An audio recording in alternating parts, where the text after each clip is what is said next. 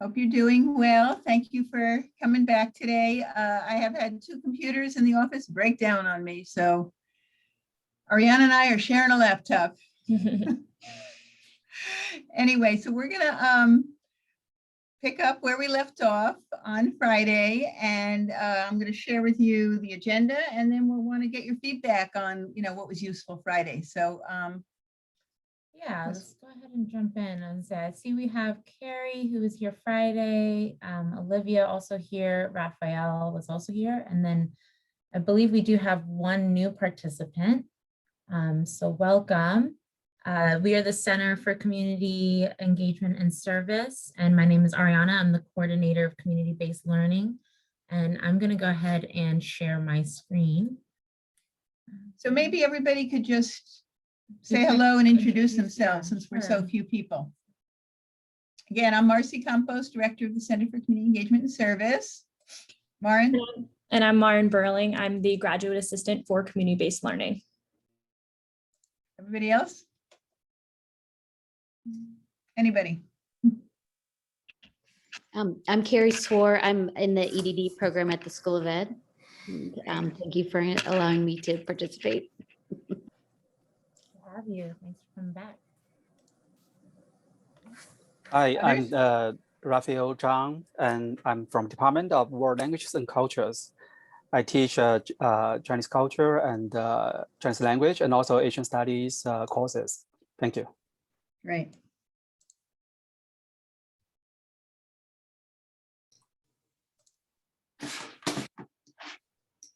Everybody else, please jump in.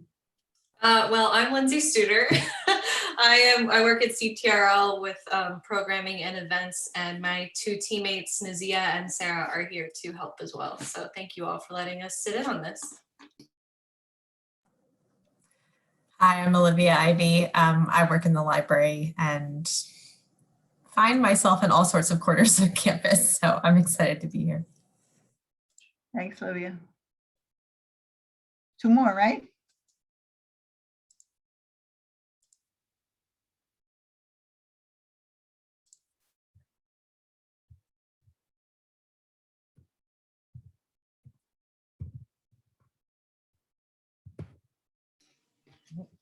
Laptop is okay. Nobody else wants to introduce themselves?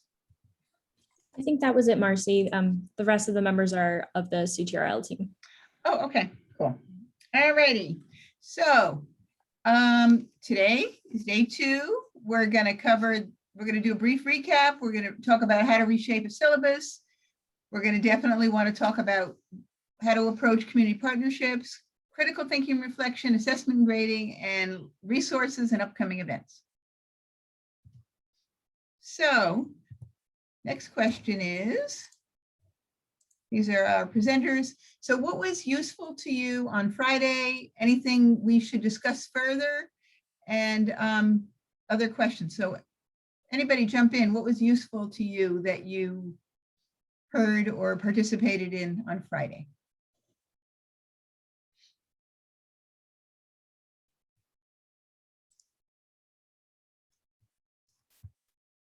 Or nothing.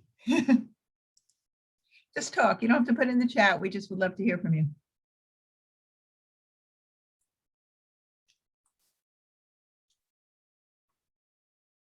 Yeah, I feel that it was very helpful last Friday. I learned a lot from the presentations.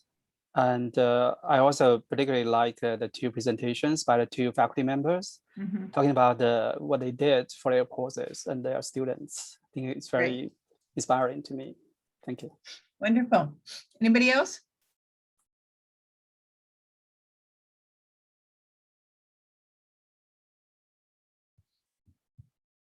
Okay. All right, we'll just move forward. Yeah. All righty. So what we want to work on here, and again, I'm not sure it's relevant to everybody, so we can do it in more detail or less detail, but was as you think, what needs to change in my syllabus in order to incorporate CBL, we're going to talk about some key pieces, and these are some of the pieces. Definitely, we're going to address a few examples of learning outcomes. We're going to talk about, as your students get ready to work in the city, what might you do to prepare them? Then again, as the agenda stated, like how to develop strong partnerships with nonprofits in the city. What are some methods for critical thinking and reflection? And then, as you look at the overall design of your class, what kinds of assessments might work well? Okay, so thinking about how you want to scaffold community-based learning into your curriculum, how might this look in terms of the learning outcomes that you outline for your students? We do have some examples here. So actually, I want to first bring your attention to the bottom of the screen, the general learning outcomes portion. So we have some very, very general learning outcomes that could be applied to any course, regardless of the discipline or subject. So for example, students will learn how to create a community-based partnership that values and practices reciprocity, meaning that partnerships meet the community partners' needs and the students' educational objectives. That's a very general learning outcome for community-based learning overall, and that's something you can easily incorporate into your syllabus. On the other hand, you have more sort of subject-specific learning outcomes or skills-specific. So for a class, let's say like community psychology, which is what Dr. Noemi and Chowdhury de Jesus taught, one of her learning outcomes was for the students to examine critically the efforts, challenges, and accomplishments of an existing community-based organization. And you could make that more specific to whatever your subject is. And if you need any sort of support on this, we're here to support you, as well as there are CTRL guidelines. So our team here from CTRL, there is a website, and hoping if I click this, let me just make sure you guys, hold on, I'm gonna refresh my screen here. I will send this link out. It's also included in the slides, and these slides will be shared after our workshop. But these are the guidelines from the CTRL office on how to incorporate CB learning outcomes in your syllabus. In addition, after this workshop, we're also going to share resources from Compass Compact. That's that national organization that we mentioned last workshop. And they have also best practices on how to incorporate learning outcomes into your syllabus. And I want to open this up to discussion. Is anybody planning, or for those of you planning to have a CB course, do any of you have any questions about what a sample learning outcome might look like for your course? We're happy to maybe take a moment here and workshop with that for you if you are ready for that. If not, we're just going to continue on. Okay. All right.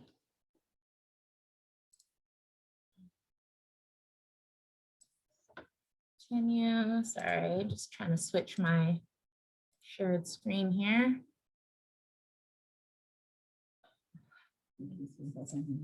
Yeah. This is just.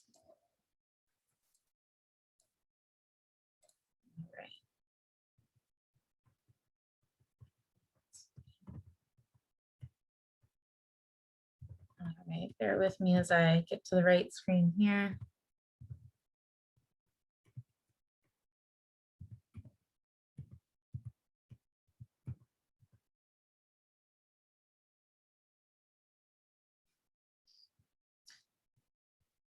Okay, so moving on, thinking about considerations for preparing the students.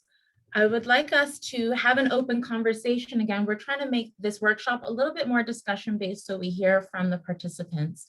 I have a couple of questions I'd like to pose to the group. And if you would like to unmute yourself, you're welcome to use the chat if you're more comfortable doing so, but we encourage and invite you to unmute yourself. What kind of background knowledge do you think that students need to have in order to work in the community? Sort of a very basic baseline question here. What kind of background knowledge do you think students need?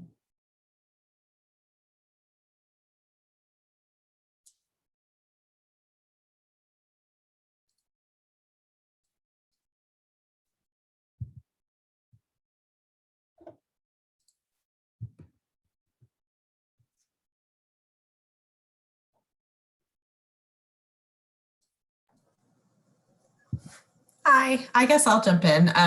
Even though I don't teach semester-long classes, I have worked with CB courses on this from the library perspective. So I know Jody Gann in Health Studies does a really great course on health disparities in DC, and the students are assigned a ward within the city that they do a project about. And I often work with the students on resources like Policy Map, where you can actually generate community profiles based on certain boundaries that pull in information from the census and other federal organizations, so that we have, so that before students actually go into DC, they kind of have a sense of what are the demographics of the area that they're looking at, what kinds of income, what kinds of, what are the leading causes of death, what are, all this kind of information. And there's some really great resources that pull these kinds of things in one place. And it can really help the students to know before they go. And again, for like DC-based projects, the city has a really cool open data portal that's data.dc.gov. And most of the data sets there can be sifted by ward or by zip code.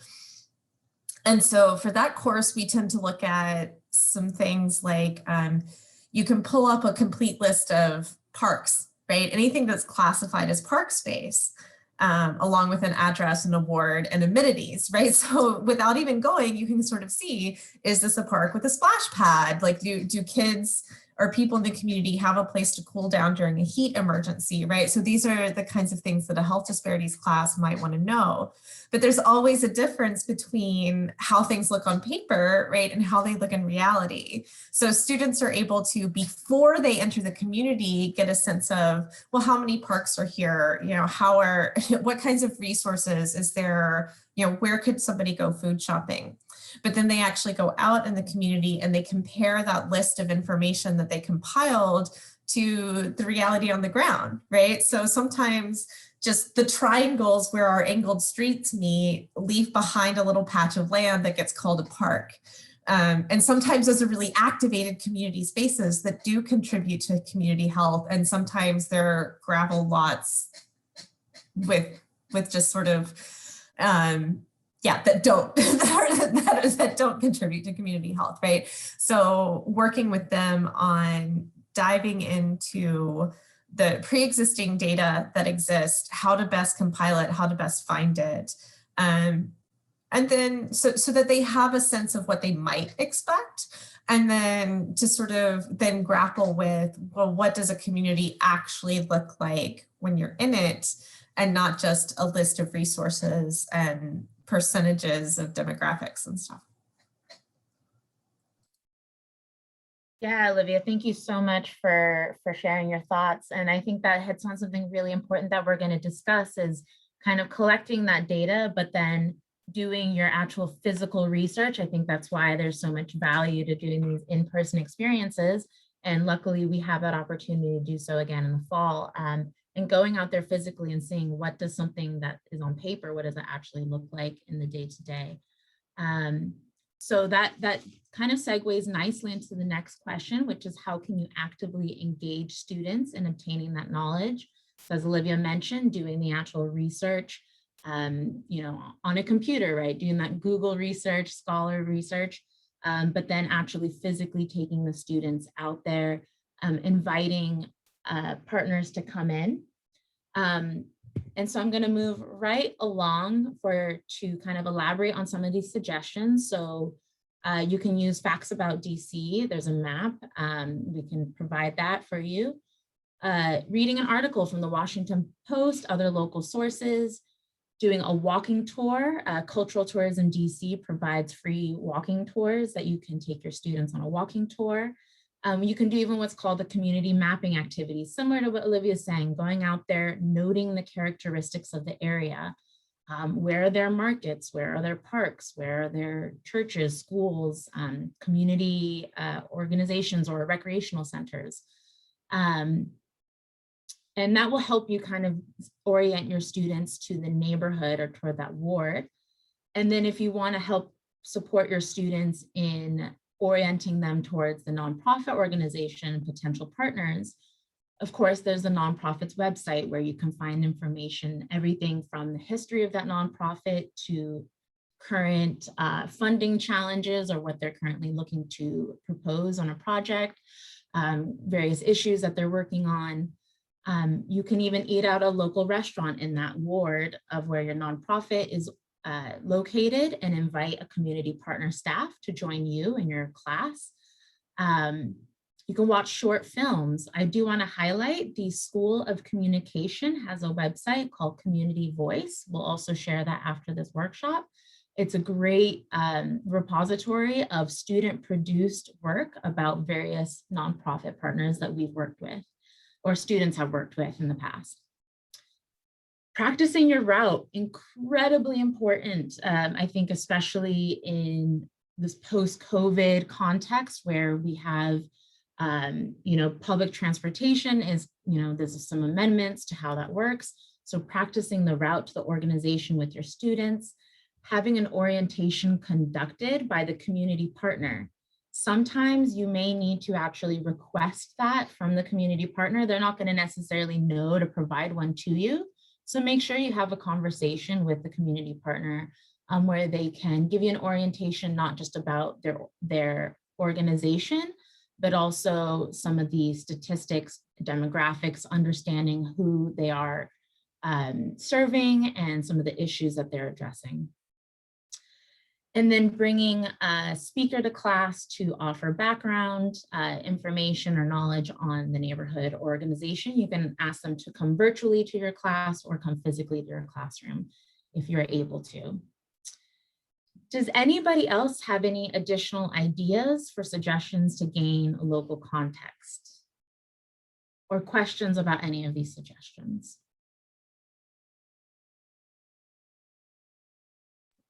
I taught the AUX too, and I definitely had students who were from DC. So seeing who's in your class too, I think is important for them to share their stories too. Definitely, that's a great addition. Absolutely. Let the students share what they know about their neighborhoods. Yep.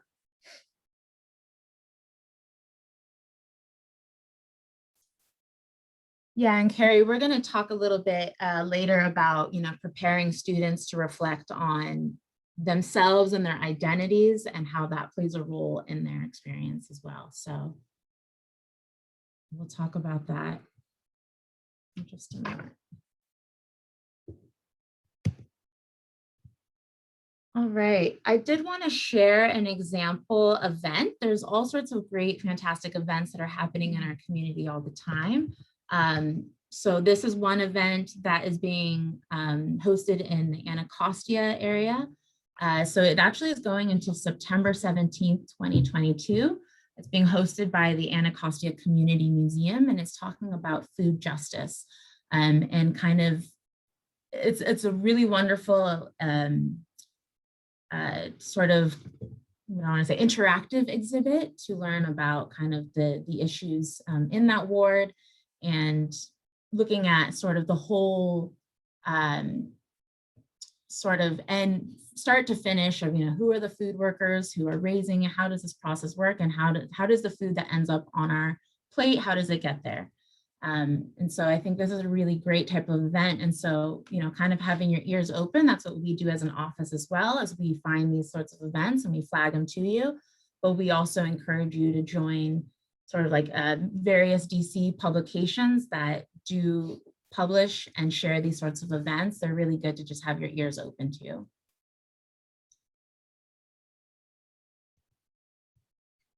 Okay, and Maren, so I'm going to shoot it over to our graduate assistant, Maren, and she's going to tell us just some basics about some DC demographics and other issue-based statistics. Great, thanks so much, Ariana. So as I'm sure you are all aware, DC has 8 different wards, and American University is in Ward 3. And so the total population is just under 700,000. That is calculated from the most recent 2020 census. And when we're kind of approaching community-based work, we kind of have to understand not only just the differences between wards, but also the disparities that exist between wards and how that has different implications. So as I mentioned, AU being in Ward 3 is the ward with the highest medium household income. Your students may be traveling to various different wards.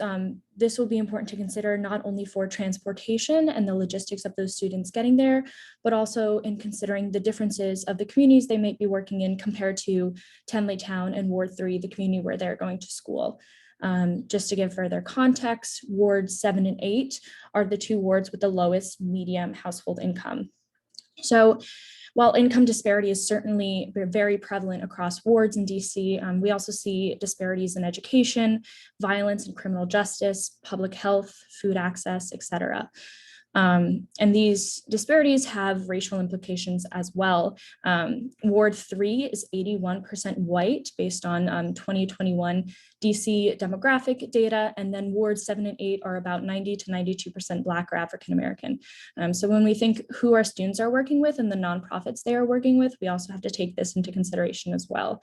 The data that I found for what I've all presented you today comes from dchealthmatters.org, but as Olivia so kindly pointed out, there are plenty of resources to have access to up-to-date information in the city, and that information is constantly changing, especially considering the impacts of the COVID-19 pandemic.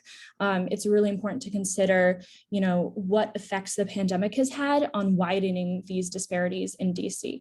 So definitely feel free to access that information online, or feel free to reach out to our offices if we could help you find any specific information that you are looking for. Next slide, please. So food security, as Ariana mentioned, there is a wonderful exhibit going on in the Anacostia Community Museum. It's upcoming. It's certainly something that your students might be able to take advantage of within like the first week of classes. Food security has been especially exacerbated by the pandemic in DC. It's something that our office is really trying to emphasize. You could see to the left that the pandemic has rendered 28.6% of children and 16.7% of adults in the district food insecure. 1 out of 10 residents are food insecure, and a third of those are children. And so food insecurity not only is a hindrance to getting basic necessities of life, but it also affects different areas in terms of education, employment opportunities, things like that. We really have to consider the intersectionality and the way this impact is affecting different social justice areas that we work within. Next, please. And then, of course, we have to consider racial equity issues.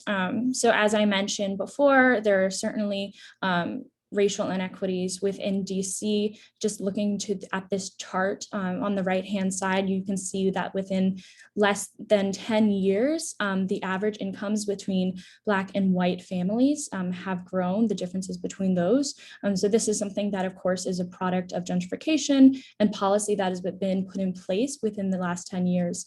So it's really important for us to stay on top of that and understand what's happening and why it's happening. And of course, the wards that are having the highest impact from COVID-19 are wards 4, 5, 7, and 8. These wards are populations that are predominantly Black and Hispanic and Latinx. So again, we have to consider the way that the pandemic has created a shift in these disparities and which social groups it is impacting disproportionately. Next slide, please.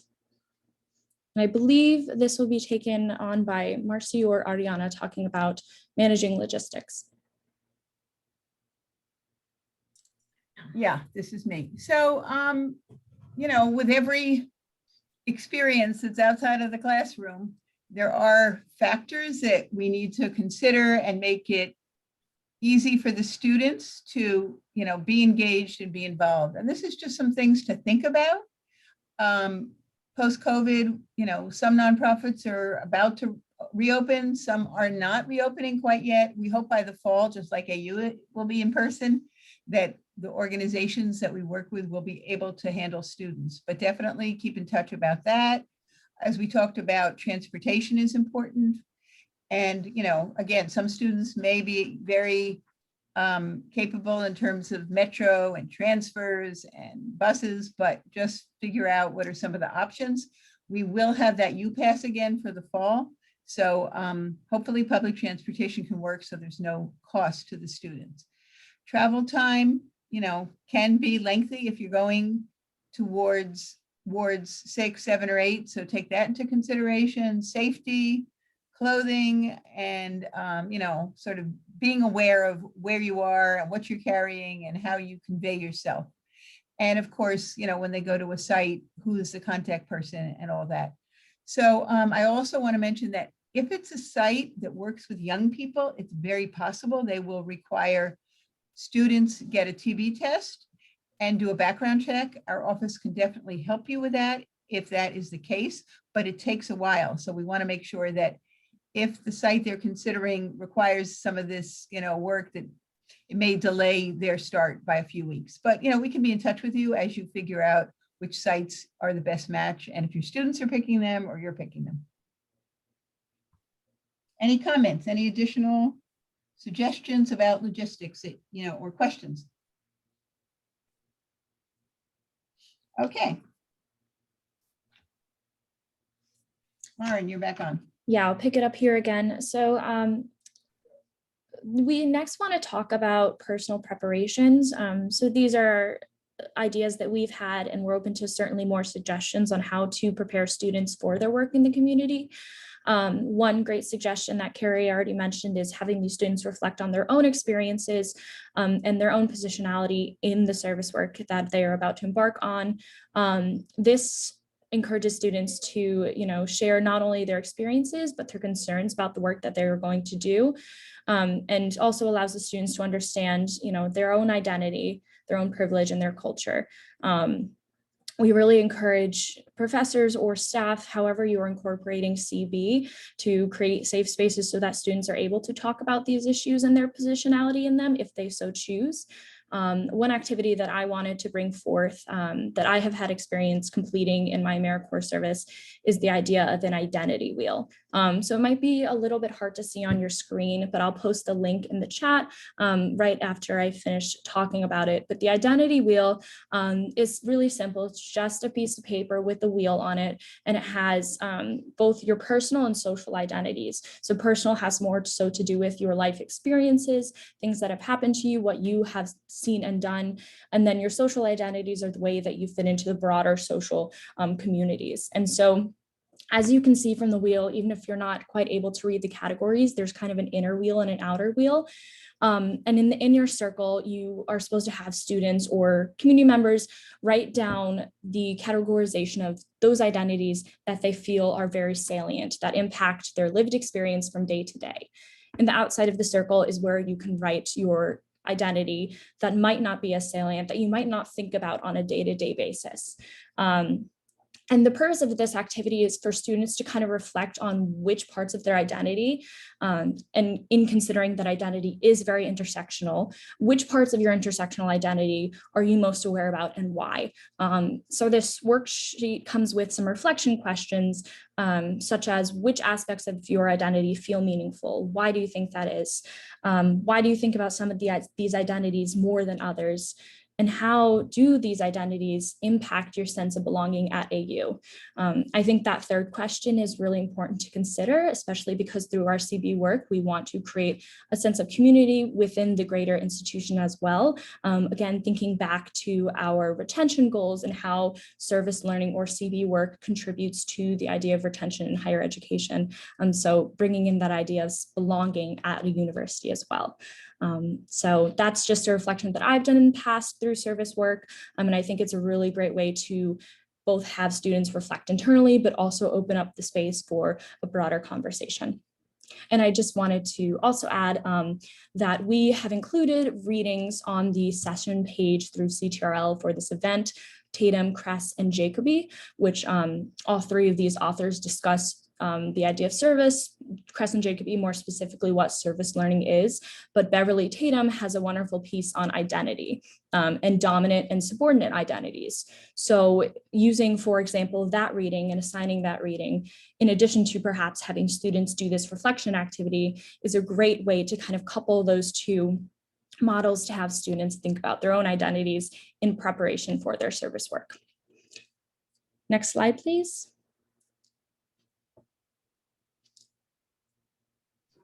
Okay, so in moving forward, we want to make sure that our partnerships do demonstrate equity and reciprocity. So this idea that everybody's voice is being heard, that everybody's needs are being met. And so, you know, thinking about what Marin's just mentioned in terms of having our students reflect on their identities and how does their identity kind of inform how this experience might look like for them. We also want to make sure that we are preparing the nonprofits for the students. Ultimately, we want this relationship and the partnership to be sustainable and equitable. We want everyone to benefit, whether it's faculty members who are augmenting their knowledge transfer to students and improving the performance of their students, or the community partners who gain the talent of the students and kind of that fresh energy, fresh perspective, or the resources and access that the institution has. There's a lot that stands to be gained from everybody if we approach this relationship building appropriately. So one thing we can do, especially for faculty members, is help prepare the nonprofit for students. So some suggestions, you know, students can just introduce themselves, right? Just, you know, a good old fashioned email to introduce themselves. Faculty emails the contact person. So whoever your volunteer coordinator or, you know, project manager, whoever you're working with, make sure that you give them the information needed so that they know what to expect. So the syllabus from your course, expectations, way to get feedback, maybe set up a sort of regular schedule for check-ins to make sure that the progress from the students is advancing and it's on track to what you had initially planned. Also inviting an organizational staff member to come to the class to speak prior to the service. Again, a great opportunity for them not just to orient the students to the organization, but set clear expectations and boundaries as far as what's expected for communication, behavior, interactions, and so forth. Request a walking tour orientation for your students to provide an overview of the organization or neighborhood. And then really important, as Gemma Puglisi even mentioned in the Friday workshop, inviting the organizational staff to come to the final session for student presentations.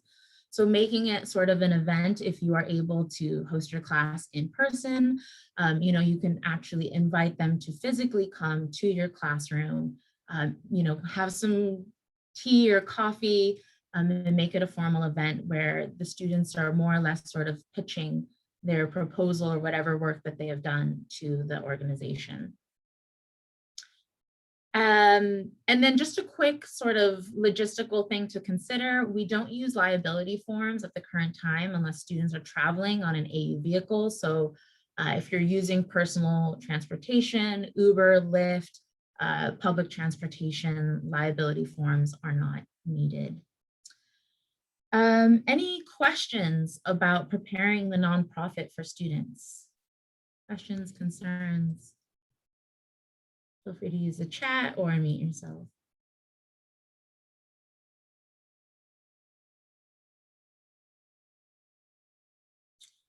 All right, so so what we'd like to do is just kind of give you a variety of examples of presentations that we've seen. So we actually just wrapped up viewing the spring 2021 presentations. We had, I believe, 12 faculty members who taught CB courses this semester, and the students produced some great work. So we just want to share some of those projects and just give you some ideas, and hopefully what you're hearing inspires you I'm really just going to cover these examples and run through them. So if I'm moving too quickly, please feel free to stop me, ask questions.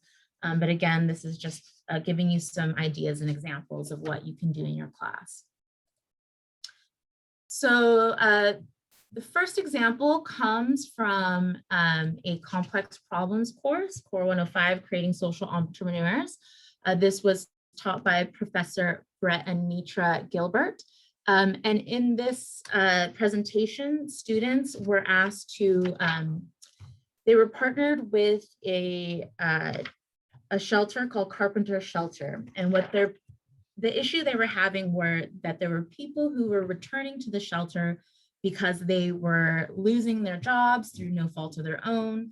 They had a lack of funding for housing. And so the shelter was seeing sort of these high return rates of the community members that they were serving. So the students essentially created a project proposal for this organization to create a thrift store that would be employed by the clients to gain the skills necessary to give them formal work experience and hopefully leveraging them forward to find more stable work. It also gives sort of an affordable place for the community members to shop.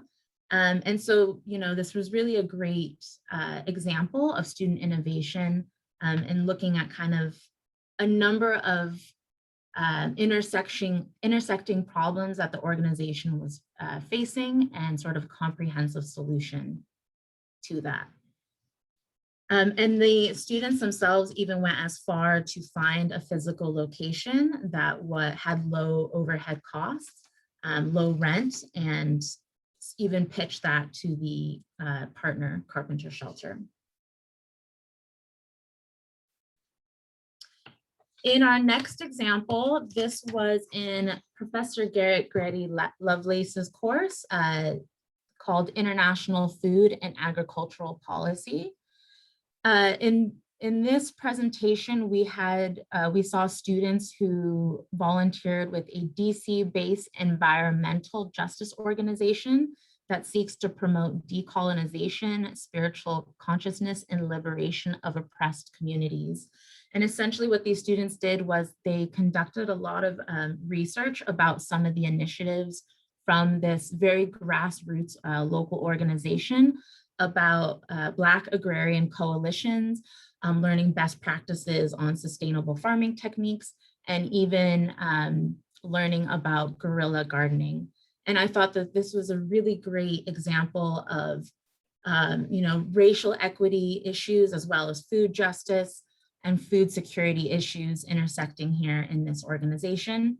And the students also mentioned that there will be a fall CB or fall opportunities for students to volunteer. So if this is something that interests you for your course, let us know and we can connect you to this organization.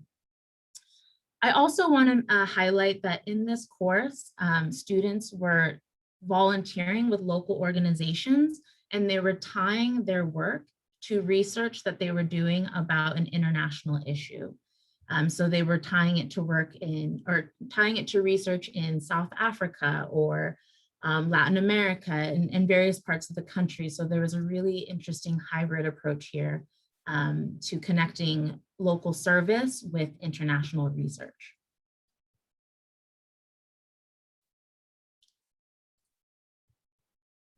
All right, moving along, we have Patrick Scallon's course, and formerly Marcy Campos taught this course. This is the Latinx community of the DC metro area.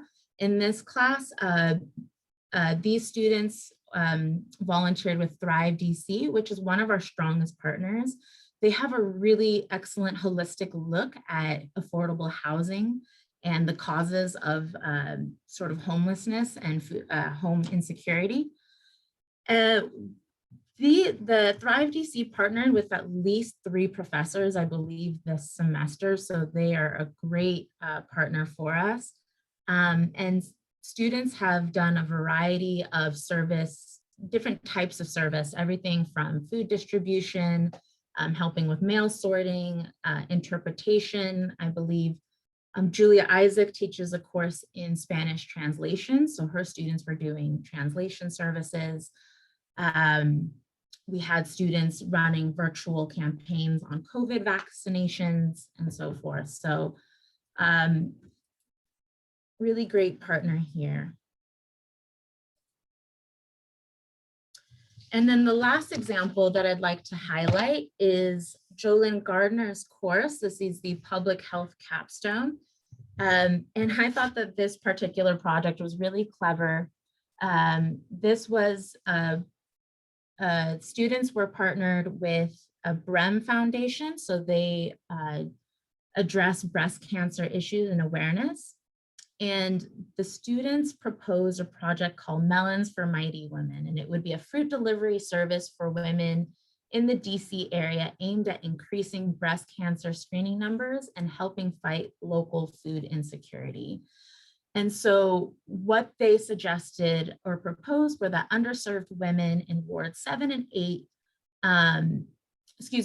they would partner with giant food stores in Ward 7 and 8, hoping to target underserved women in these wards who do face higher levels of food insecurity and lower rates of breast cancer screening. So again, these students did a wonderful job at capturing the intersecting nature of these issues.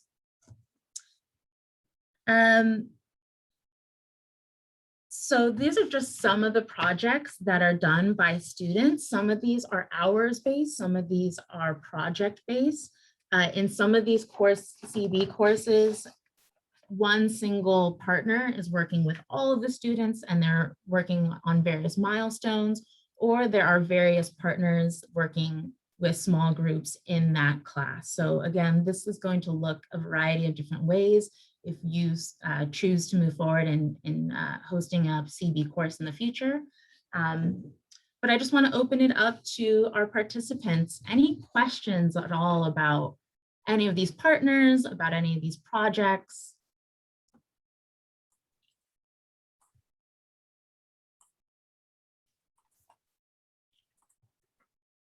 Yes, I have a question. Sure. I'm just wondering if these courses are offered every semester or every year or not. The reason I ask this question is just I'm wondering how we can keep this partnership continue without any interruption, because it's hard to establish this kind of a partnership. But I think it's hard for a faculty member to offer a course like this every semester. So I'm just wondering if there are any ways that you could suggest. Yeah, thank you. So most of our classes are semester long, but you're right, for the community partner, 3-4 months might not be sufficient. Like they might say, well, you got started, but now I really need you to continue. So you are raising such a important point that if we care about reciprocity, like what is really best for the nonprofit, I think that's the point you're raising. And we're looking at that. Yes. We're trying to think about, let's say Jolynn works with one organization in the fall. Is it possible she could then talk to another faculty member who might give it some continuity, even if some of the projects or initiatives were a little bit different?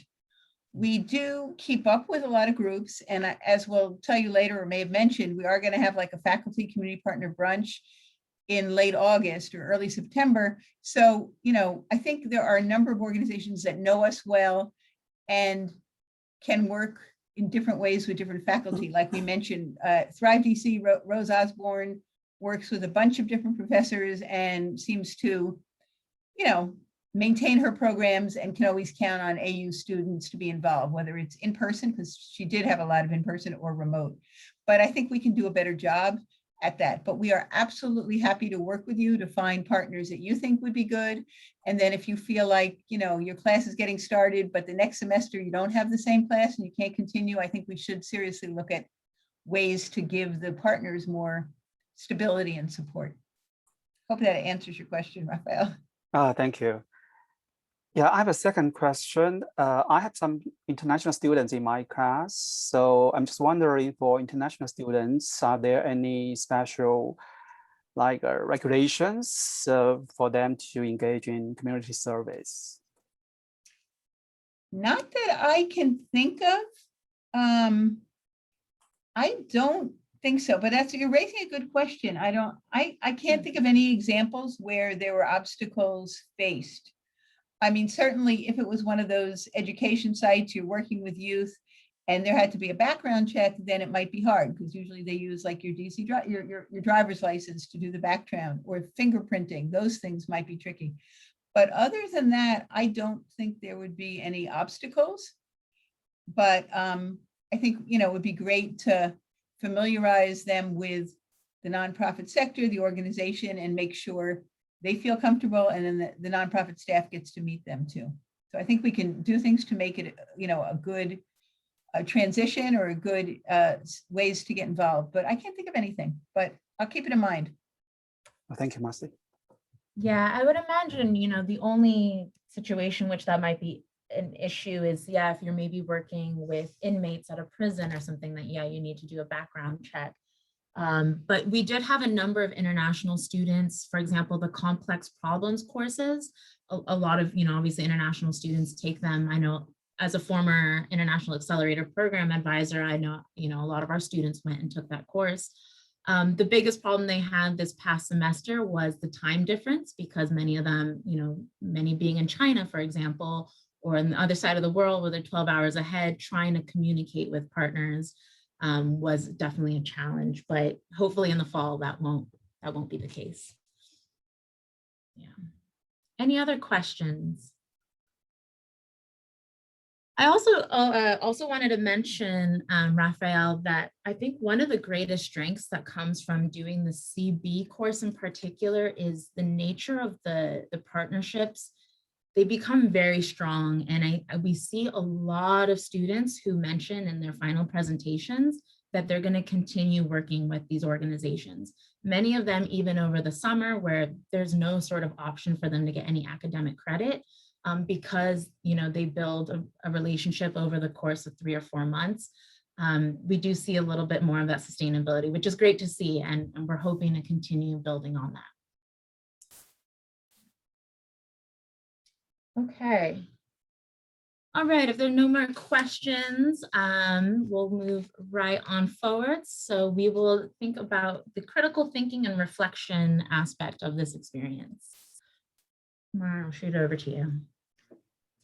Great, thank you, Ariana. And I do want to say I attended those CB presentations as well, and it's really both inspirational and impressive to see what the AU students are putting together for these nonprofits, both in direct service and project-based work. So definitely awesome to see. So as we move on to critical thinking and reflection, I know we mentioned a little bit about preparation for students and activities that you can facilitate in order to prepare students to work in the community. But we also want to emphasize the idea of reflection and how you can properly have reflection throughout your CB course, or throughout however you decide to incorporate CB into your profession at AU. So we have this model called the 4 C's of critical reflection. So that is that the reflection is continuous, that it is connected, that it is challenging, and that it is contextualized. So I will quickly go through all 4 of those C's. The first one is continuous reflection throughout the semester. So this essentially is saying that the reflection is not just something that is going to happen at the beginning. It's not just something that happens at the end. It's something that should be happening throughout. So you could do this many ways. One is by building reflection activities into the syllabus, by incorporating some of the readings we've offered, some of the activities we suggested, or having an activity or reading of your own that you believe would benefit the students' reflections. A good idea is also to frame the context before the service learning begins, which we kind of discussed about getting to know the ward the students are working in, various ways that they could do that, or understanding the issue that they are working in and why that issue is so prevalent in the community, what causes that. So having that reflection before, having the reflection during, the processing of what students are experiencing and seeing. Again, that means creating a safe space for students to reflect on that. And then of course, at the end, once students have this body of experience and this body of knowledge from their course or otherwise, how can they kind of merge the two to have a very holistic reflection of their semester experience. The next C is connected.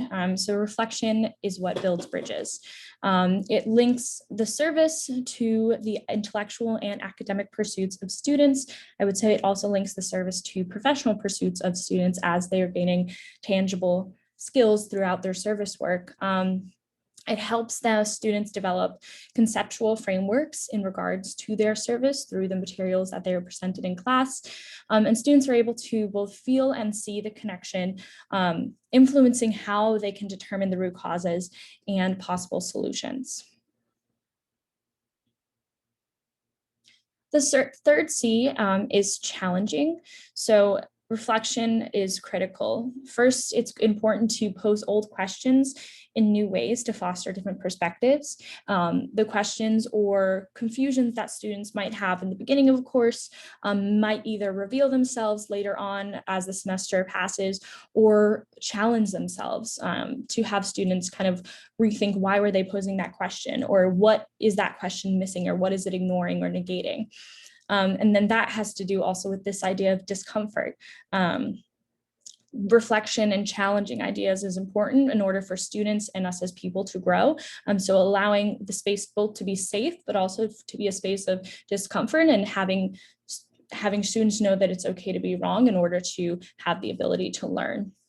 And then, of course, this just pushes students to find alternative explanations to their experiences. That's okay, go ahead. And then finally, the fourth C is contextualization. So the reflection changes by situation. Of course, this is something that you will all discover on your own and as you incorporate CBL, but there is different reflection necessary for different types of work, along with different courses or different CBL activities. So this reflection could happen just in the course. This reflection might happen unbeknownst to the student as they are in the middle of their service. This kind of brings up the question of, maybe more informal reflection spaces while students are at their service. How can this be incorporated? And the idea of perhaps involving the community partner in this reflection that you incorporate. When we return to the idea of reciprocity and having this be a working relationship where the community partner is also working with you to identify and to meet your course objectives. Perhaps they could also be a partner in this reflective piece, whether that is a nonprofit or community partner supervisor meeting with students and then having that one-on-one conversation about the inner workings of the nonprofit or the funding perhaps, or any other relevant area. So definitely bringing the community partner in as well.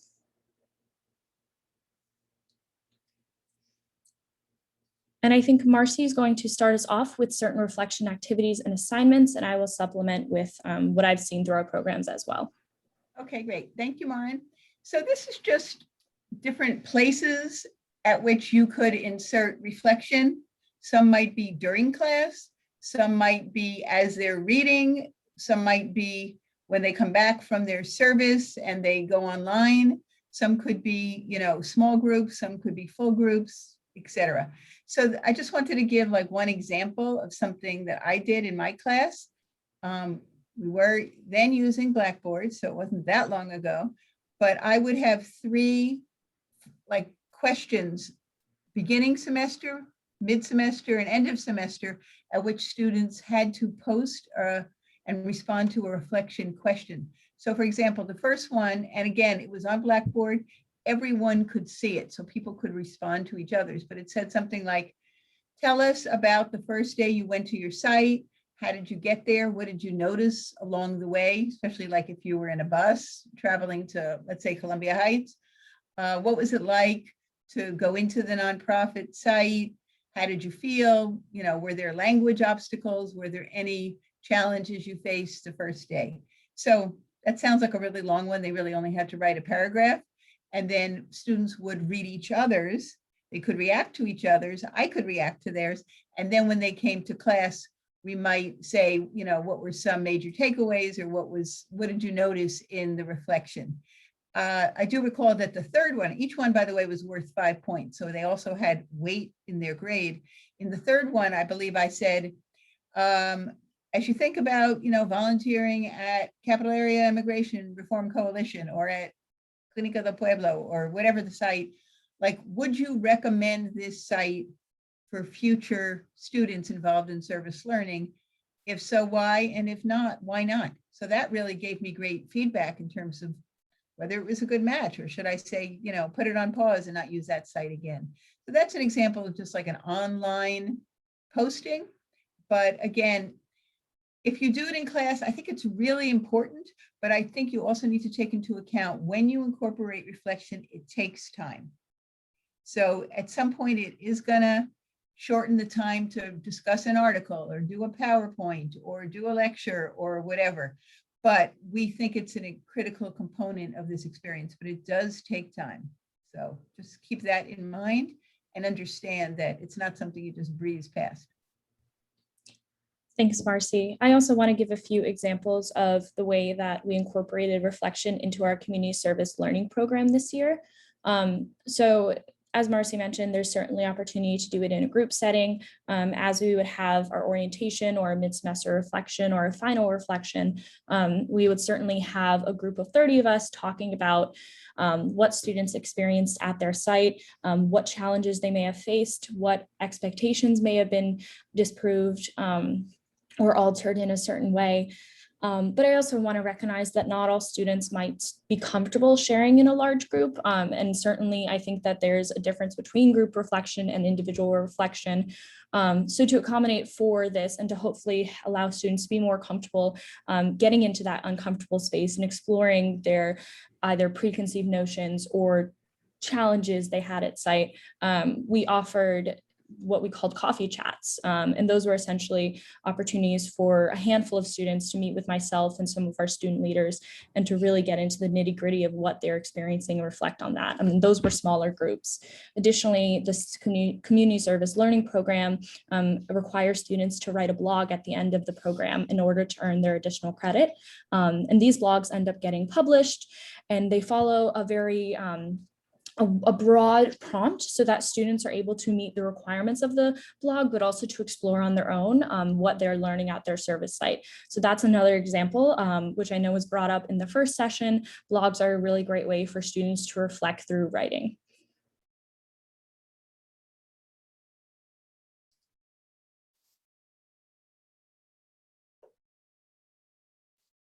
Okay, great. We're gonna hop onto this example of a reflection activity, but I did just see Carrie's question in the chat and I wanted to bring that up. She asked if we're allowed to allow students to have podcasts about their experience. And I think that is actually a wonderful idea. Podcasts are a great way for students to listen to them and explore ideas, but also for them to explore their own voice as they talk about things.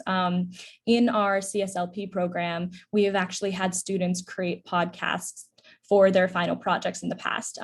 So yeah, I think that's certainly a wonderful idea and a very creative idea to give students that space for reflection. Thanks for bringing that up, Carrie. So great, yeah, we will, this is an activity that has been really salient in a lot of the programs that we've run through our office, a lot of the student work that we've done.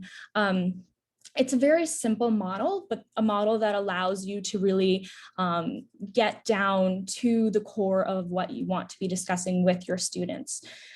So I'll briefly explain the activity. I'll give you an example of how we have used it in the past, and then I will invite you all to kind of walk through this activity with me as we use an example and work through it together.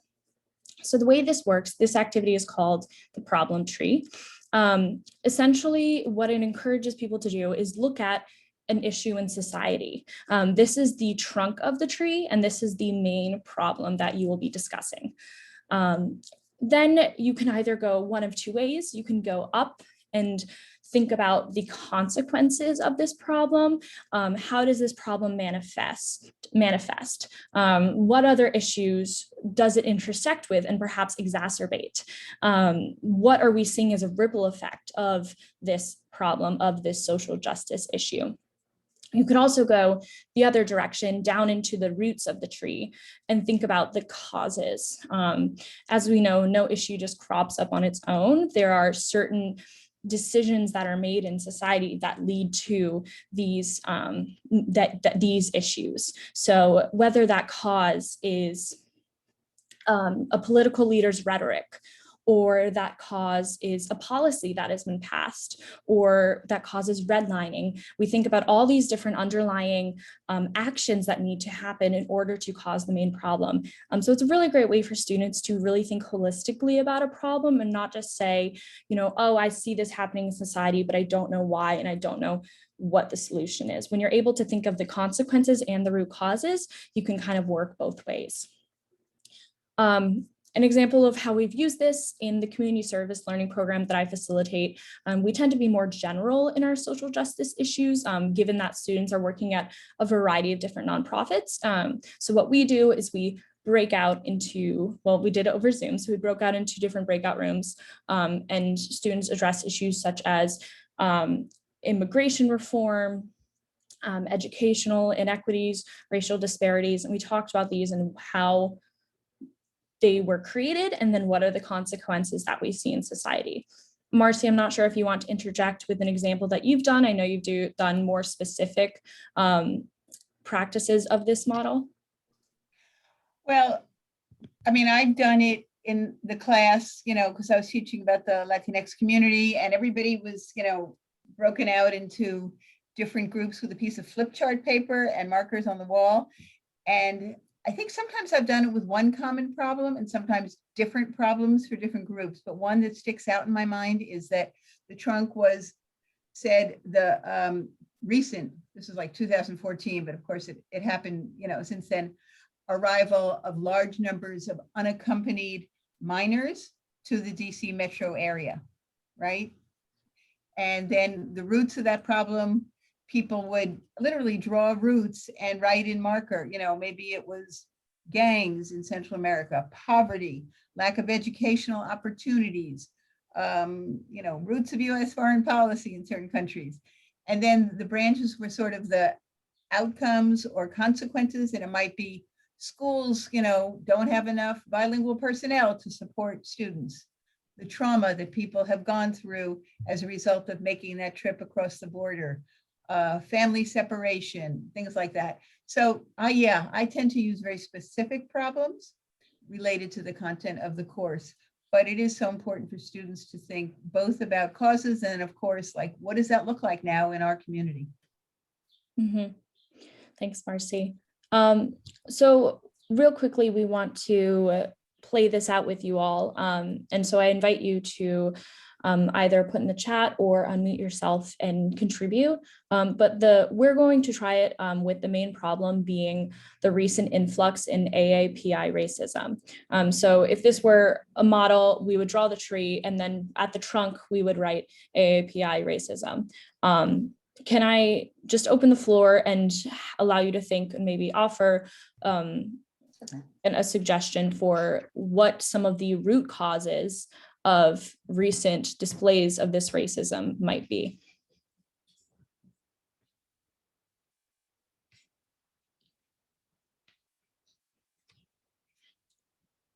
If anyone has ideas, feel free to just share them with the group, either through your mic or in the chat.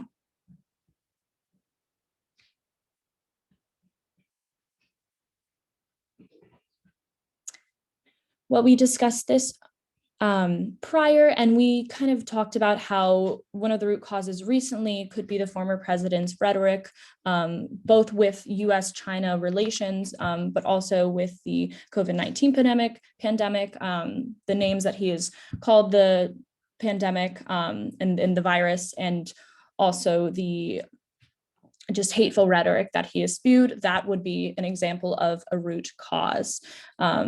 Consequences, does anybody want to offer what they might think a consequence of recent AAPI racism would be?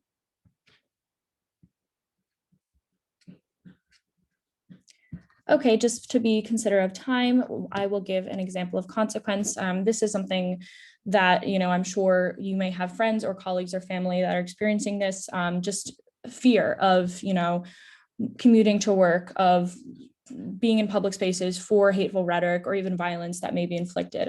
So that is a very prevalent and important consequence to be aware of. So that's just a very short example. I wish we could dedicate more time to it, but that's a great way to, as Marcy was saying earlier, kind of label what are the root causes, then label the branches, what are the consequences, to really get into the root, play on words, the root of an issue. So we can go on to the next slide. And I believe. Okay, so we're going to spend a couple minutes talking about the whole issue of assessment and grading this whole community-based learning experience.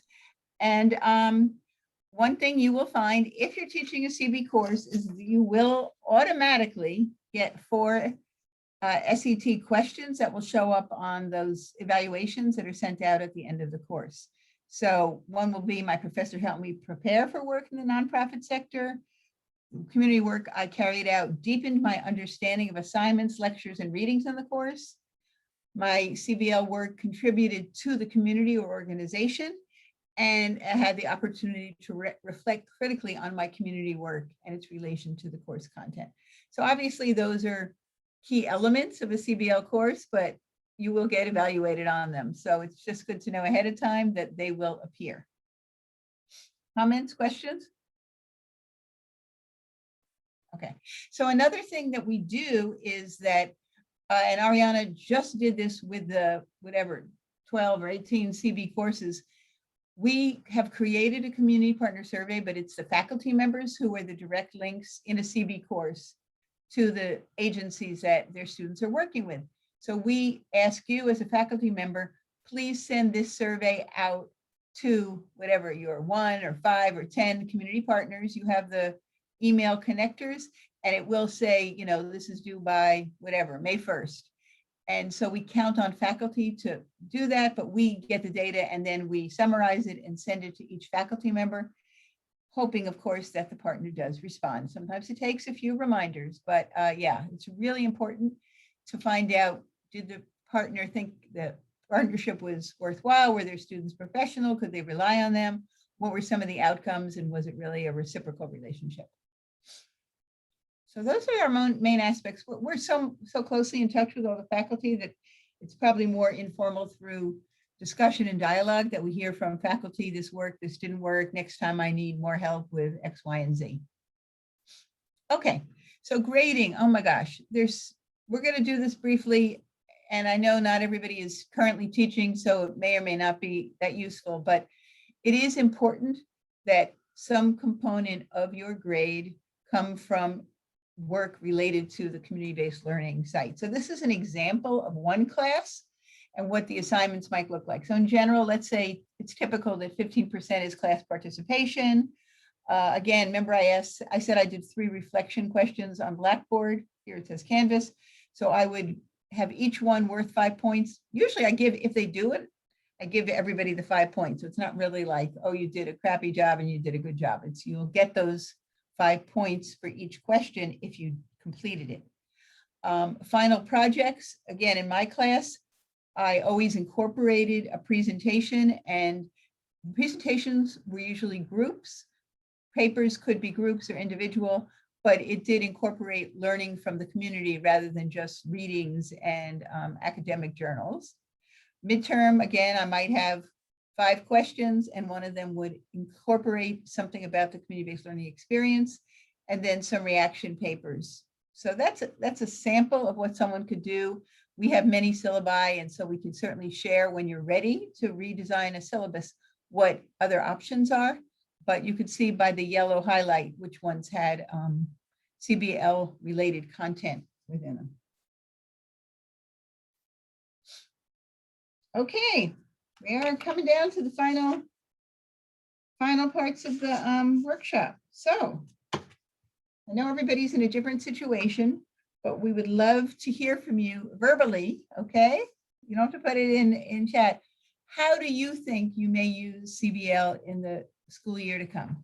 Anybody?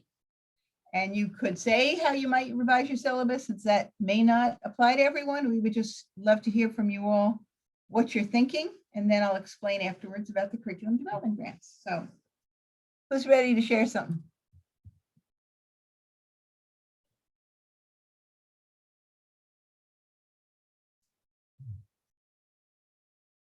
Carrie, Olivia, Raphael, anybody? Jump in. Well, I'm always interested in keeping tabs on where in my liaison schools folks are doing CB work. And it's really actually useful to know that there's a sex question about, you know, my professor prepared me for the work in the community, because I think that's a great outreach opportunity for me to be able to say, you know, I can help you with that part, and be part of that process. So that's actually really exciting to see. It gives me a chance to pitch. I mean, some of my own work is obviously a little tangential, you know, related, but in different spaces. I've been thinking as a librarian a lot about the community-based research part of this, you know, the parts where faculty, maybe in partnerships with students and maybe not, publish findings about the work they do. And how open access publishing intersects with that. So I'm interested in doing an evaluation of publishing practices in community-based research and how much of that information is published in open ways so that the community partners who are engaged in the research themselves would even have access to the published version of that work. So that's kind of where my brain is. So a little bit tied to this and a little bit to the side of it. Sure, Olivia, two things come to mind. One is we encourage students to write about their experience. There's several journals that offer students a chance to publish. And I feel like as soon as those things happen, we should be sending them to you so you can put them in a place where they can be shared more broadly. Would love that, yeah. Yeah. So we have one student who recently submitted something, but as soon as, and I know from a few years ago, we had one, I'd have to spend some time searching for it, but you know, those journals that really value students, analysis and reflection and concrete examples would be great to have those more publicly posted. And I'm also wondering if somewhere on our website or on GivePulse, we should make sure people know you have a particular interest and expertise in this, and they can go to you, faculty especially can go to you and say, help me think about ways to make library resources more accessible to students as they engage in some of these citywide issues. Yeah, definitely. So we should definitely pick up the conversation that we started a bunch of times, right? I know, it's so hard. There are too many balls to keep in the air, but I know, I love coming back to it. Especially remote, but maybe in person we can do it Yeah. in August or September. Okay, Sounds good. Raphael or Carrie? Yeah, I just wrote mine. So again, I'm a little different than most people, but I put it in the mix for my problem of practice. This is still early in my EDD, but I've kind of mapped out, and it's related to a lot of things I'm interested in. So thank you for letting me come. And then I have a consulting project where I'm helping 7 state commissions with their AmeriCorps programs on recruitment and retention. And actually something you said today about retention in higher ed and service like sparked my, so I have more to add to what I'm designing for training for them after what I heard from you all today. And that's why I love the resources you all gave us for, before doing this session and today, I grabbed those too.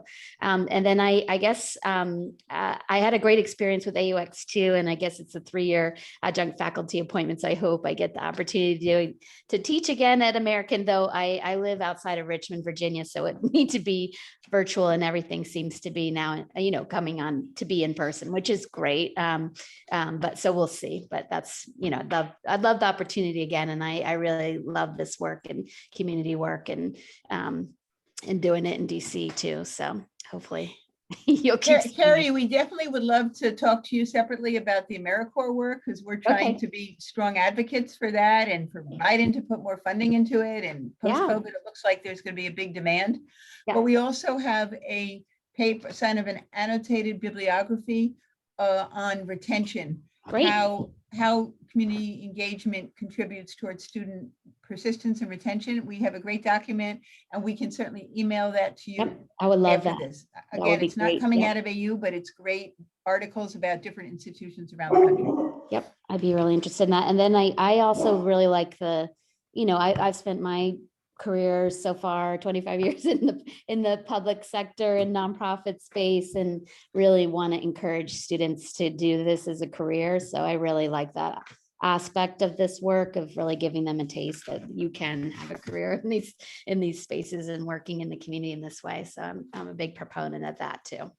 Totally. Thank you for saying that. Yeah, I fully agree. Most of my professional life was in nonprofits, whether they were local or national. And I just feel like it's such a valuable career choice for students, whether it's for a few years or for a lifetime. So I strongly agree that this can push them in that direction. Mm-hmm. Great.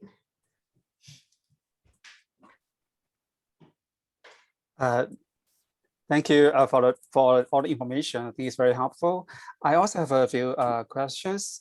I taught CB courses before, but not here at AU. So I'm just wondering, to start, can I just add CB community service as just a component of my course, not like a totally, completely or purely CB course? Because I know some of my colleagues like Rudy, I think probably Juliana, and they offer courses in Spanish, and I also offer Chinese translation courses. So at this moment, I'm just thinking having this CB community service as kind of component. I would encourage students to do community service and also give them extra credit if they do so. And this is my first question. Is there any suggestion you can offer? And the second one is that I'm also designing some like AU, like a complex problem seminars, and also maybe habits of mind courses. So I understand that there are already some of these courses that are also CB based, community based. So I'm just wondering if you could provide us a list of these courses, these AU core courses, complex problems, and also habits of mind courses that we can take a look and as reference. So for a course like, for example, I'm very interested in these restaurant owners who are immigrants or who are like refugees. So this course will be like food and identity. And this is something just I'm thinking about at this moment. And then the last question I have is that I'm just wondering whether this community partners, they also play a role in the final grading, because I'm just wondering if you ask them to evaluate students and students' performance in their surveys. So just a few questions, and thank you so much. Okay, I think as a combination of us can respond. I would say, even if you don't officially have like a CB designation on your class, you can do anything in terms of assignments. You could say, I'd like you to volunteer for 10 hours at a nonprofit, and you'd obviously want to guide them. I mean, you want to make sure that if it's only going to be 10 hours rather than the 20 or the 40, that it's worth it for the organization too. You know what I mean? Because whatever kind of volunteering they do requires work for the nonprofit, but you can absolutely experiment before you get the official CB designation and do reflections, assignments, anything at all related to CB. Mm-hmm. For the fall, it's too late. We can send you the list, but if you want to think about a January course, so spring 2022, we'd be happy to find out what you're going to teach, and you can submit that for the CB. You really just have to say, yes, I'll meet these 8 components and check an online form, and then we just send it to you and to your supervisor or your course scheduler, and they submit it. So it's pretty simple to get a new course approved. We, of course, would love to help you along the way to make sure you can meet the 8 components and that you have good partners, but absolutely, would Be happy to sit with you in our office in person or do it online and talk through what that could look like, not for the fall, but for the spring semester. So that's, I think that was question number one, you know, it's like, go for it and then definitely consider it for the future. I think there were 3 or 4 questions. And I think some of those readings that we sent, like I highly recommend, if it's a beginning course, it's students who are new to this, I would use the Christine Kress readings, What is Service Learning? And there's several chapters in her book we could send you that we think, you know, about community partnerships and things like that. We could send you other chapters that we think should be reading so students know what they're getting into, because it is, I don't say a new concept, but it has certain elements that you want them to really discuss. And I think if it's in the syllabus, you're going to have a discussion about it. And any of us could also join the class for a session and help guide that discussion if that's helpful. Also, just a quick question. I mean, would it be helpful for you to see, I know you mentioned habits of mind and complex problem seminars. Would it be helpful for us to send you maybe some of the syllabi? I don't know exactly what we have, but I can look through the syllabi we have and we can send those samples over to you. Of course, yeah, that will be very helpful. Thank you so much. Sure. And I just want to add, oh, sorry, Marcy. No, it's okay, go ahead.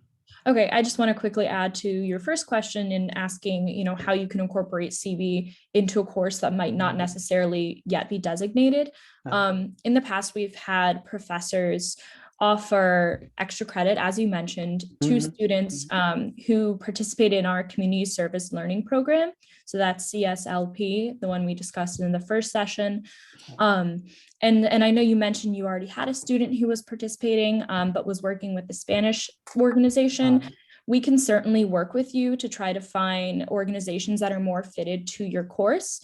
So perhaps that's something in the beginning you could list on your syllabus and saying, if you work with one of these 4 organizations and participate in the CSLP program, you can earn, you know, whatever additional credit you want to give. But that's certainly, you know, we can help you find an organization either locally or there might be an international organization as well.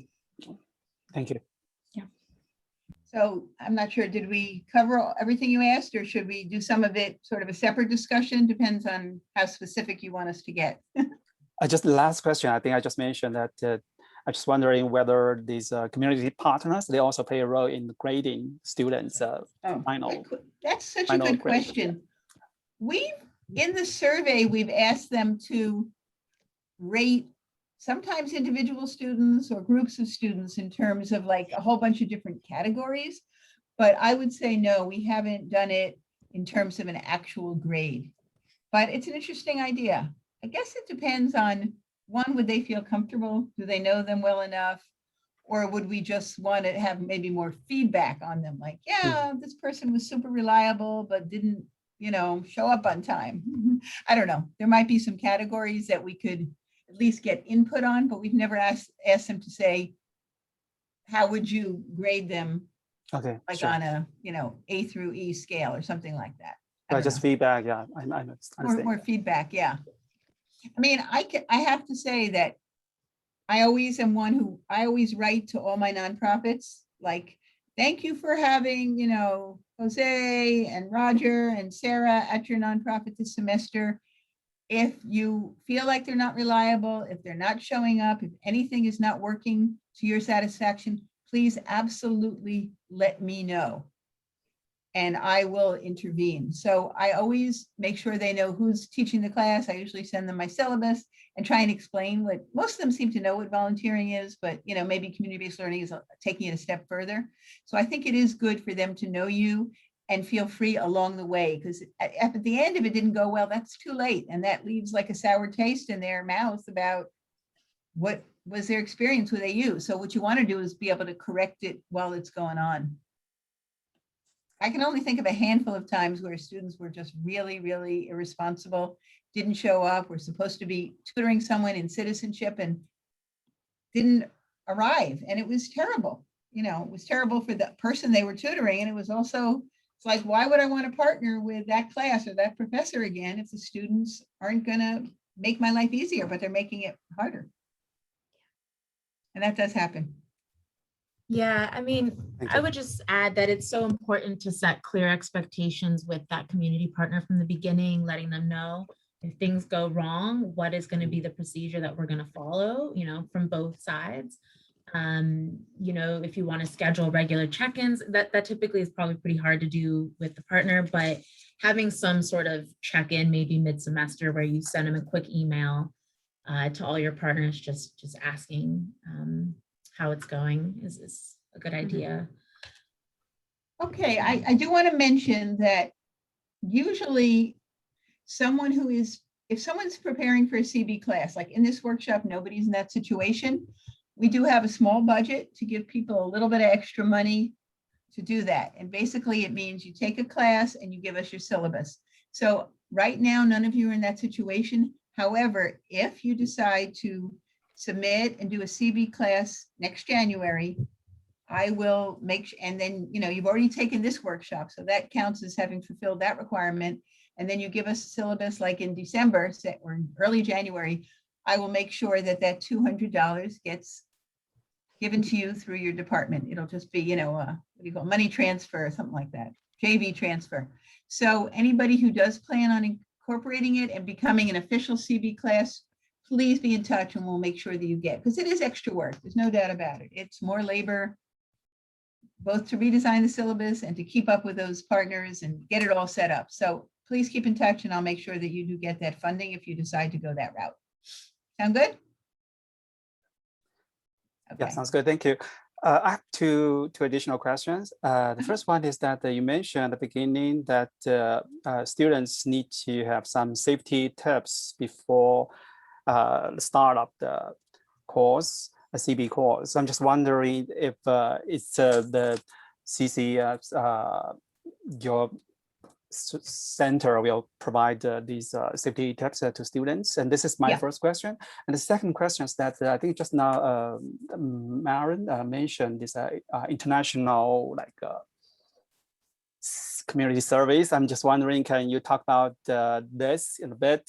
This community services that are international in nature. I'm just wondering because I'm interested because I know that in DC there are some international organizations like World Bank. And also I'm just wondering if there are any community services that are related to sister cities, because I know Washington, DC is a sister city to many other cities in the world. So is that also one option, one possibility? Are there any courses like that before? And so any information would be helpful. Thank you. Well, I don't think we've done anything with sister cities so far, but I love that idea. So I think that we should definitely look into it. I think that could be interesting. I guess it depends on the course, where the site is for the service learning. I mean, it's true, we've placed a huge emphasis on DC.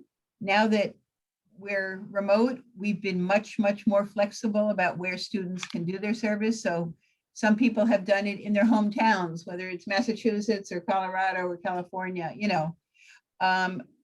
So I guess whether it needs to be in person remains to be seen, depending on what they're learning.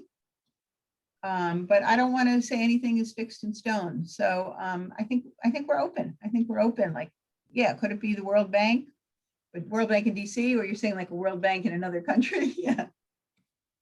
Maren, did you want to add to that? You must have brought up some examples. Yeah, so the reason I spoke about international organizations is, as Marcy just said, this year, due to the remote nature of service, students have been able to work in communities outside of DC. So in CSLP, for example, we have had students work with organizations all around the US, and we've had a couple of students work with international organizations as well. Just one that comes to mind is Vital Strategies. This is an international nonprofit organization that centers around public health around the world. So I believe probably in most cases, unless it's an organization in DC that has an international focus, remote service might be a necessity in order to complete international work. And I don't know what our office has necessarily, had a final decision on that. I think a lot of it is kind of up in the air given, the nature of the pandemic. But students have had really positive feedback to being able to reach communities beyond just DC.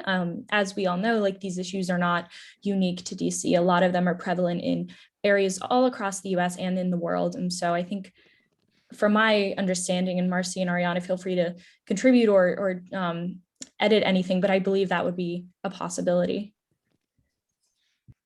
We're pretty open. Yeah, I think Okay. we're pretty open. I mean, I think often students benefit most from the in-person, but I wouldn't want to make a blanket rule that it has to be in person. I feel like maybe Yeah. there was one question we missed of your 3 most recent questions. I think already you have answered my questions, but I have more. Can I ask 2 more questions? Sorry about all the questions.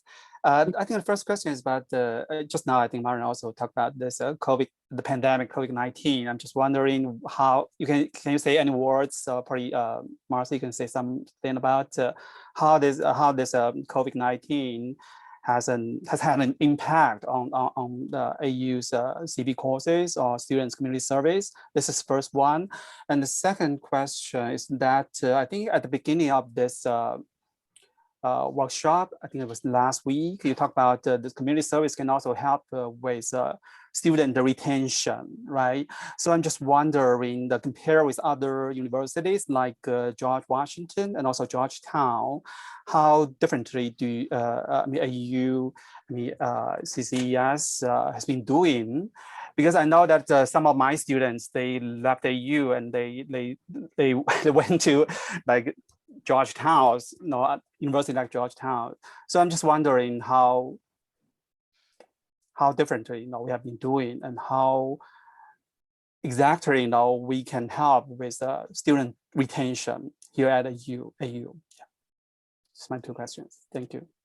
As for the first question, I think COVID had a big impact. We had to reach out to a lot of organizations and say, our students cannot go in person, and most of you probably cannot receive them in person. So please, and we tried to do it by email and people just were overwhelmed. They weren't responding. So we had to do it by phone in many cases. And we posted on our website, here are domestic, national, and international groups that need students to do service in some form remotely. Very different kinds of experience. Sometimes they were tutoring, so you could be on a screen with a student, but sometimes they were more project-based or websites or you know what I mean? They were different nature. So I'd say it had a big impact on us. A lot of faculty pulled back and said, like, this is too hard. It's so much work to learn all the new technology. I don't want to oversee something that's also has to be a remote experience. Some of the service opportunities that we thought were going to work out fine didn't. Like, the organizations were just overwhelmed and they couldn't keep going, or let's say they'd set up tutoring or citizenship training and it was in the evening and people were on screens in school all day and then they didn't show up at night. So, in some ways we did okay, but in some ways it was a hard year and people were drained and exhausted, and we just sort of did the best we can. We are optimistic that the fall will be fairly normal, but I'm not sure any of us are going to completely go back to working 5 days in the office. I think that everybody's rethinking this, right? So Yes. we may even have to rethink more remote options. Mm-hmm. But, that said, I do want to emphasize, and Carrie, probably this will resonate with you, like nonprofits have really, really suffered and lost funding, and the need to continue to support them in DC or wherever, I think has grown. So I think our commitment is still there, but we have to rethink, like maybe they need fundraising, maybe they need funding proposals, maybe they need advocacy, maybe they need to form coalitions. And of course, as I've mentioned, social media. So we just have to think about how can we use student skills and our skills to be as supportive as possible under the circumstances. So, but it's been challenging. Georgetown and GW, we don't have specific, I've never seen any data on their retention, and we don't have any specific data on AU retention. I can tell you that their offices, like their comparable offices, are much larger than ours. They got a whole lot more staff and a whole lot more money. Like Center for Social Justice at Georgetown has like 20 full-time people, and they have faculty in their central office, right?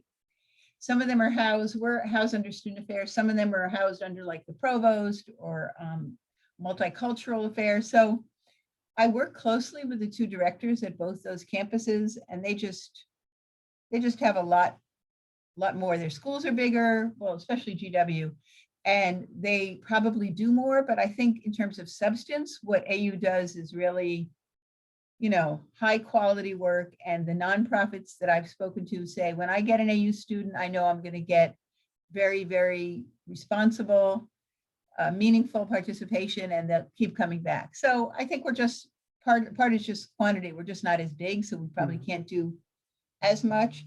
But and if we weren't in a hiring freeze, I would push for more staff or have a faculty member as part of our staff. But right now, we just can't do very much because, as you know, AU's lost a lot of money, so we're all kind of tightening our belts. But well, we can also send you that document about retention. We have been talking to people in the research office to say, is there a way that some of these surveys that students do when they graduate or the first year to second year reflect what are some of the experiences that made them want to stay at AU? And sometimes it's not just community-based learning course, it's being a leader of an alt-break trip or running an alt-break trip or tutoring through DC Reads or other kinds of leadership opportunities that we provide. But we don't really have data on that, but we are working to get it because, you know, we know it's important. But what we can send you that document, you can take a look, and we'd love to get suggestions about any ways we can advocate and push, you know, to make it more valued. And when I say more valued, I mean, faculty who do this spend a lot of time and money. I don't say money, they spend a lot of time on it. And some people are just, that's a core value they have, and they understand it personally, and they believe it's a benefit for their students. But some people have other pressures and just can't put the time in. And right now it does not count towards tenure and promotion. So it's really hard. We tend to get more term faculty who do this than tenured faculty. So that's a dilemma we face, but we're working on it. Anybody want to chime in with anything else? Okay, let's go to our, I think we have maybe one or two more slides, right? Okay, so I guess this is still me.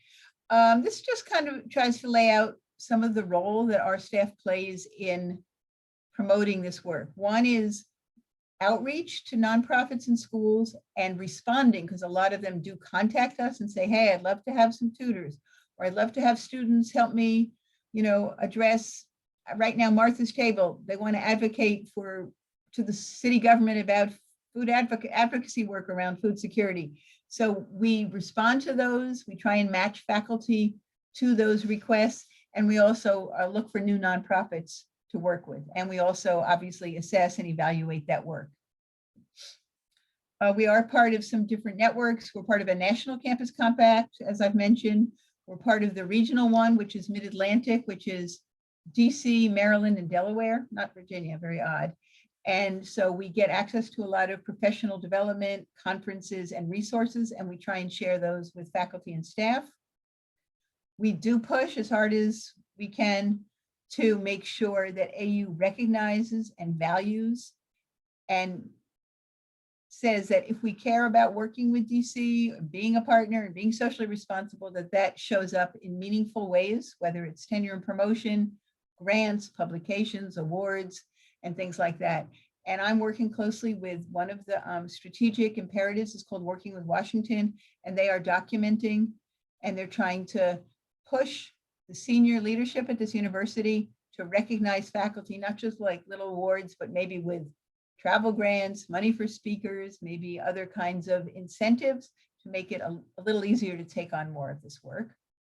So we're definitely strong on the advocacy role, and we work closely with faculty, and anybody who wants to get involved is welcome to. We worked with the previous provost. We haven't had one-on-one meetings with Peter Starr, but he knows our work pretty well. And then a lot of documentation. How many sites, how many students, how many hours? And as we mentioned, I think last week, we are applying to get some kind of awards. Some of them are financial, but some of them are just things you put on your resume or on a website to show that if you put in a lot of effort, if your practices are great, you will get recognized for that. Hope that's helpful.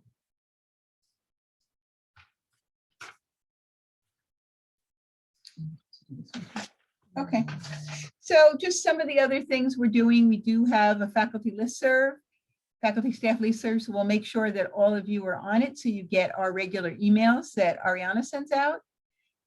The Campus Compact has great by discipline syllabi, and we can send you that link. It's on this general website, but you have to go further to find approved syllabi. Newsletters are great from Campus Compact Mid-Atlantic. There's a clearinghouse. Anyway, there's a whole lot of other things to do. We are a member of the International Association for Research on Service Learning and Civic Engagement, and we have sent faculty to their conferences. We sent a big group in Baltimore, but again, the past year, everything's been remote. So we will rejuvenate that partnership, and hopefully some faculty will want to either attend or share best practices at a conference. And this is the journal we mentioned where students can publish, and we encourage students to share their experiences in different ways, including articles. So I believe that's, oh, okay. And who wants to share the nonprofit directories? Yeah, I'll go ahead and jump in here. So just a reminder, we did send out the directories, and we're always updating those, and we're having ongoing conversations with our community partners at all times. We're always having new outreach from various organizations. So these are always being updated once we return back in person, back to the office. But if you'd like to stop by our office, we do have them printed. But in the fall, there'll be the fresh copies printed and ready for pickup in front of our office here in MGC. And so just a reminder to peruse those. And if there's anybody that you're interested in getting to know better, just let us know, and we're happy to make any introductions and provide any other information on those organizations. I also wanted to mention GivePulse. GivePulse is a platform that we use, and we're looking to onboard our community partners.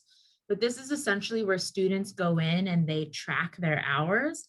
It's a really great website that helps us compile and analyze the data or the impact from the students. So it even gives us insight from everything from the hours that are served, but also the financial impact that the students have made.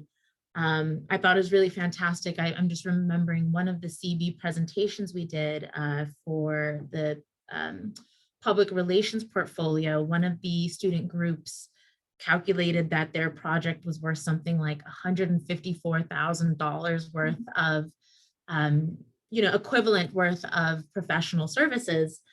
So GivePulse is another platform where it starts to actually put financial numerical value to this work. So that's something that is a resource to you as well for faculty. You have login because you have an AU email. So you have an automatic account created for you, and you can have some transparency into what your students are doing. You can even track their hours, make sure they're logging them there on the GivePulse website. And so I can share that site to you, but just so that you're aware of that. And then I believe this is our final slide. So this is just some of the upcoming events that we have. And Marcy, I don't know if you want to talk about some of the events we'll have in the fall for fall semester here. So, as we've mentioned, we always do an in-person brunch, except a year ago. And we plan to have it again. We will send all of you the invitation once we have it sometime in the summer. We're aiming for September 3rd, but that could change. So probably be in Mary Graydon boardroom. Or I'm sorry, it's called Butler Boardroom. Sorry, Mary Butler Boardroom. But we'll let you know. Normally there's a community partner fair out on the quad. But I believe student activities is not going to run it this year. So we'll have to figure out if we can do something sort of a mini partner fair where the brunch is for you to talk to the partners, but then give your students an opportunity to also.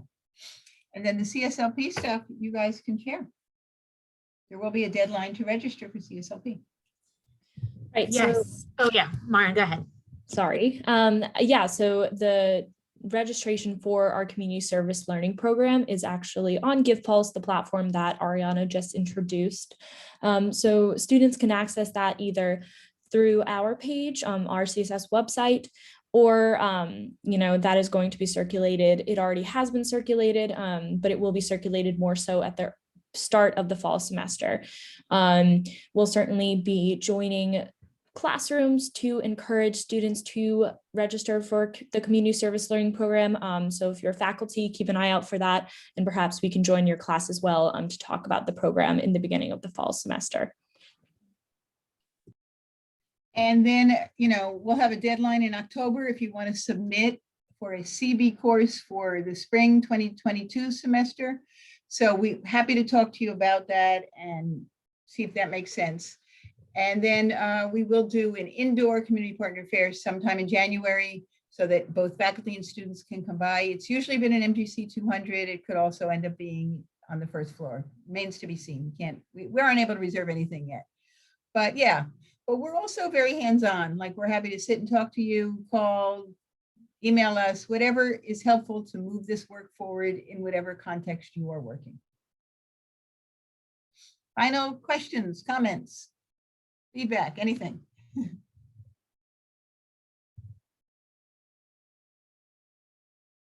Okay, thank you all for being a part of our session. We truly appreciate your sticking with us.